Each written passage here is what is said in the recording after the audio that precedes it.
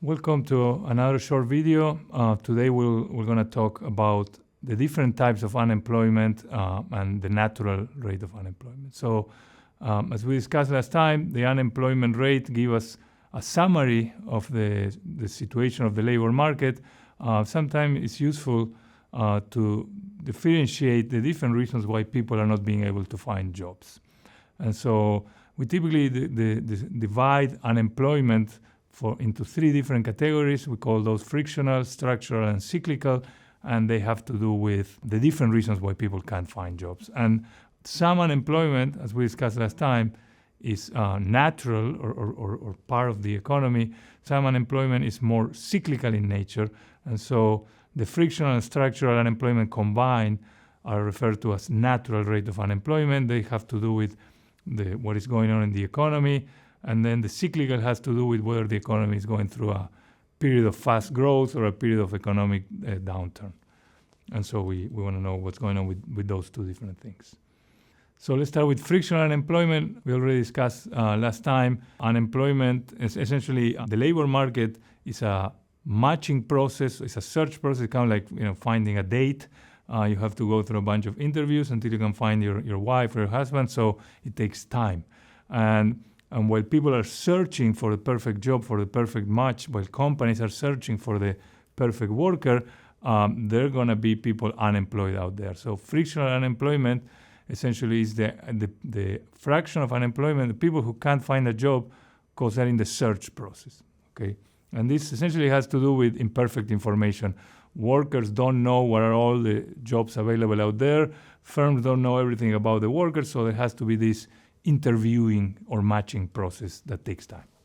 That in some sense is the healthiest form of unemployment. Some way of looking at this is to look at the spell of unemployment, which means how long people have been unemployed. And if people have been unemployed for, let's say here, 16% have been unemployed between 14 to 26 weeks, that tends to become less and less likely that that's frictional unemployment. Whereas people who've been unemployed less than 5 weeks, a lot of that could be frictional unemployment, which is people who just switch jobs because they moved to a different place or because they, some life situation forced them to change job.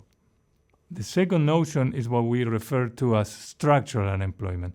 Structural unemployment essentially is the unemployment, the people who cannot find job due to something in the structure of the labor market. And there might be different reasons why this happens. Some of the causes why there might be structurally more people looking for jobs than jobs available may have to do with there may be labor unions or efficiency wages, which essentially are situations in which wages are kept a little bit higher than would otherwise be, and having slightly higher wages mean companies hire less workers, and that creates unemployment. And so essentially structural unemployment has to do with typically government policies or something that has to do with the labor market that is creating an imbalance between the jobs available and the workers looking for those jobs. So it refers to, in some sense, more of a long-term process, and it's part of what we call the natural rate unemployment. In an economy where there are no frictions in the labor market other than the searching, there are no unions, there's no efficiency wages where firms offer higher wages to attract better workers and so on, there will be no structural unemployment. How do unions create unemployment? Well, this is more of a discussion for a microeconomics course, but essentially they keep higher wages by restricting entry into a profession, and these higher wages essentially may make it more difficult to find jobs. Now, these two categories combined, the frictional and the structural together, is what we call the natural unemployment. It's the kind of, if you want, the unemployment that has to do with the conditions of the economy. Now, the actual or total unemployment is going to have added on top of that the cyclical unemployment. What is the cyclical unemployment? Cyclical unemployment is the unemployment that has to do with the business cycle fluctuations. What are the business cycle fluctuations? Essentially, it has to do with what's going on. Is the economy in a period of fast economic growth and economic boom, or is it the economy going into some recession? When the economy goes into a recession, there's going to be some people who are going to be fired. Restaurants are going to see less customers, and they fire some workers, and those workers will be unemployed. as a result of the economy going into a recession, we would expect if the economy goes out of the recession, then that unemployment will disappear and those people will find a job again. So, for example, here in Canada, if tariffs are implemented, and people lose jobs because of that, and that will make unemployment go up, that will be cyclical unemployment. Now, what happens in the long term, if this becomes a long-term recession or not, that's a more complex discussion, but that's essentially the idea of cyclical unemployment is unemployment that has to do with the economy being in a recession or an economic boom.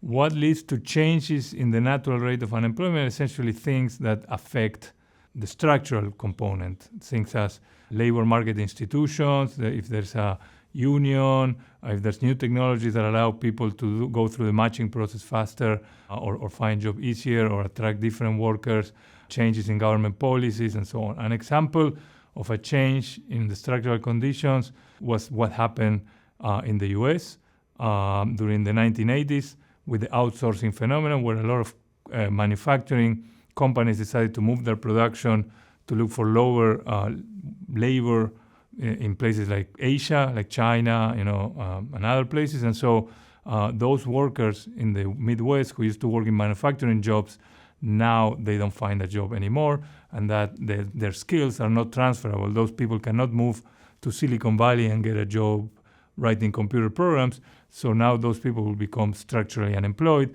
and as a result of that, the natural rate of unemployment may go up in the US as a result. Another example is as I discussed earlier, the increase in labor force participation in response to women joining the labor market in the 1970s, and what are the skills those women have and how easy it is for them to find jobs and so on and so forth. So these are some of the things that may lead to a change in the natural rate of unemployment.